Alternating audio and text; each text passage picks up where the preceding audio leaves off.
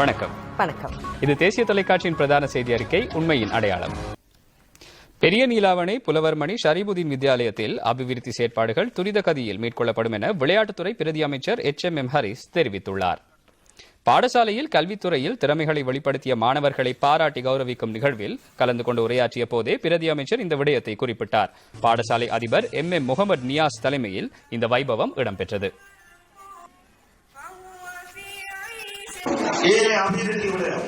பாடசாலை மைதானம் பற்றி பேசப்பட்டது.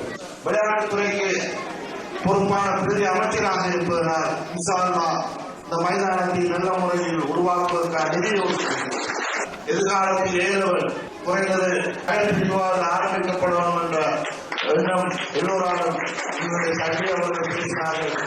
எனவே அவர்களே அதனை சிபாரிசு செய்து அதற்கு அனுமதியை பெற்றுத் தருவதற்கான நடவடிக்கைகளால் எடுக்க முடியும். பாடசாலை சம்பந்தப்பட்ட பௌதிக விடயங்கள் அந்த அதிகாரங்களை இந்த சபையில் இருக்கின்ற எங்களுக்கு தந்திருக்கின்றபடினால் அதை செய்யலாம்.